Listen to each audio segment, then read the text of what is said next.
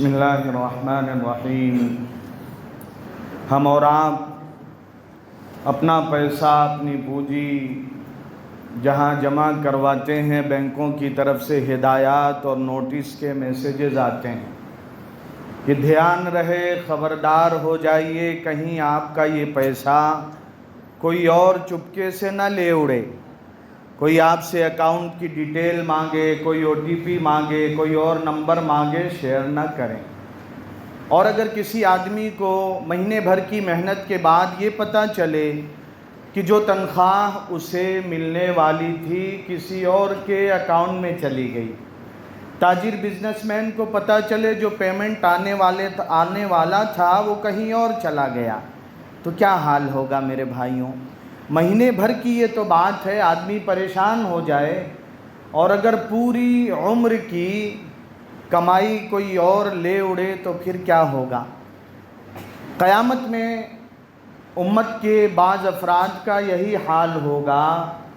کہ وہ اپنے ساتھ پوری عمر کی بڑی بڑی نیکیاں لے کے آئیں گے،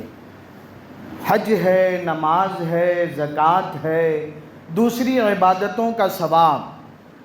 اور جنت بالکل سامنے کی، اب یہ عبادتیں ہیں، یہ ثواب ہے اور جنت کا بدلہ موجود، لیکن یہ ہوگا کچھ لوگ سامنے آ کے کھڑے ہو جائیں گے، اللہ ہمارا معاملہ کلیئر کروا دیجیے کہ ہمیں انہوں نے زبان سے تکلیف دیا تھا، غلط بات کہا تھا، کوئی کہے گا گالی دیا تھا، شتم ہادا، کوئی کہے گا اللہ انہوں نے ہمیں دھوکہ دیا تھا، جھوٹ بول کر ہمارا مال لوٹ لیا، غصب کر لیا، دبا لیا۔ اسی لائن میں بہن بھی آ جائے گی، یا اللہ ابا کا انتقال ہوا، کسی مفتی صاحب، عالم صاحب نے نہیں، جس طرح آپ نے قرآن کریم میں حج، روزہ، نماز اور دیگر عبادتوں اور فرائض کو بیان کیا، ایسے ہی آپ نے میراث کو بھی بیان کیا کہ والد کا انتقال ہو تو اس نے جو کچھ چھوڑا ہے، نقدی ہے، کیش ہے، جائیداد ہے، اس میں اس کے بیٹے اور بیٹیوں سب کا حصہ ہے۔ اب کتنا ہے وہ علماء سے پوچھیں، یا اللہ بھائی نے دنیا میں نہیں دیا، اب آپ میرا معاملہ اس سے حل کرا دیں۔ سسر صاحب بھی آ جائیں گے، عمر بھر ذرا سی کوئی غلطی ہو جائے بیوی سے تو ہم مرے ہوئے قبر میں مٹی مل گئے سسر کی ہڈیاں چبانے سے بھی پرہیز نہیں کرتے، بیوی سے کہتے ہیں تیرے باپ نے کیا دیا تھا؟ کل وہ بھی آئیں گے، یا اللہ بیٹی کی نعمت آپ نے، کسی کو بیٹے کی نعمت آپ نے دیا، ایک موقع آیا کہ یہ میرے آنگن کا پھول اور جنت کا ٹکٹ بیاہ کے کہیں اور جائے، یا اللہ انہوں نے پریشر بنایا کہ میں 2 ویلر دوں، 4 ویلر دوں، یا اللہ انہوں نے اے سی، کولر، فریز اور چیزوں کی لسٹ دی، یا اللہ میرے پاس ہے، یا اللہ حساب کروا دیں۔ علماء سے پوچھیں نا میرے بھائیوں،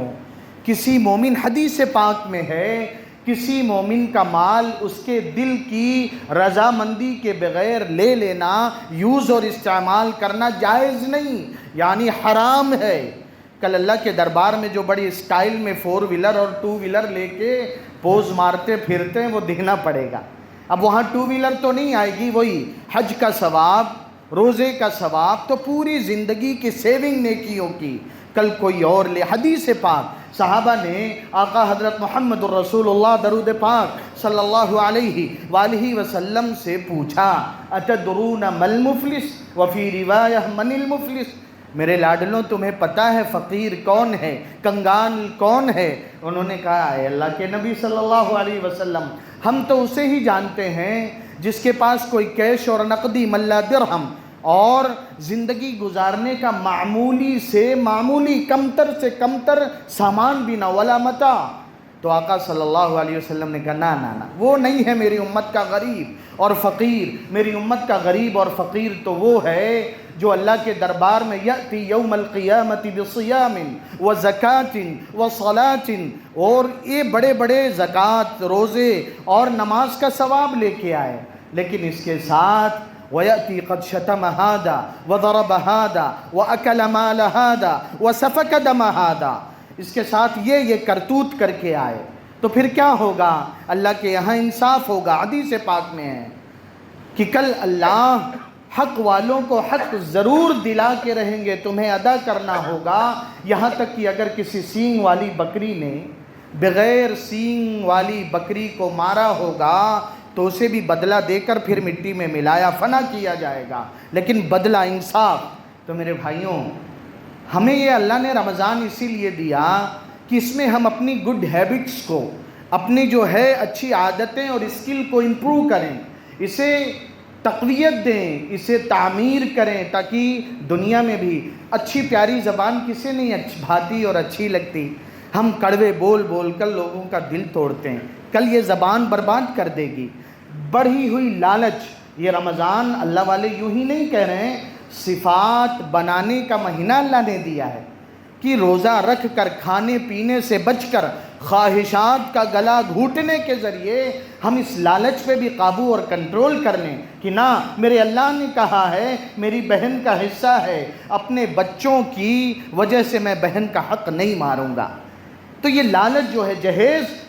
یہ ٹھکراتا ہوں، اور ہماری مائیں بہنیں جن تک یہ آواز پہنچے گی ان سے بھی گزارش ہے، اپنی لائف میں وہ دیکھتی ہیں اپنے ماں باپ کا دکھ کہ میری شادی کے وقت میرے باپ کی بھوک مٹی تھی، میری ماں کی نیندیں اڑی تھی، وہ بلک بلک کے روتی تھی، میں پوچھتی تھی ماں کیا غم کھاتا ہے، ابا آپ کی بھوک کیوں مٹی، روٹیاں میں 10 بناتی آپ 6 کھا جاتے، میں جو بڑی ہو رہی ہوں آپ کی بھوک کم، آپ 6 سے 5 پہ 4 پہ اب 1.5 روٹی۔ تو پھر یہ آخر جواب کیا؟ جواب یہی کہ بیٹی اب تیری رخصتی کا وقت قریب ہے، لیکن سامنا منگتوں سے، فقیروں سے، بھکمنگوں سے اور لٹیروں سے ہے، کوئی تجھے عزت کے ساتھ لے جانے نہیں تیار ہے۔ لسٹ لے کے آتے تو میرے بھائیوں 15 رمضان گزر گیا، 16 پھر ایسے ایک ایک گزر جائے گا۔ غور کریں میں اور آپ، ہم نے اپنی صفات کتنی بنائی ہیں تاکہ ہم دنیا کی بھی بے عزتی اور ذلت اور آخرت کی ناکامی سے بچ سکیں۔ اللہ ہم سب کو رمضان کی قدردانی کی صحیح معنوں میں توفیق عطا فرمائے، تقوی کی دولت سے مالا مال فرمائے۔ قریب آ جائیں ساتھی، مشورہ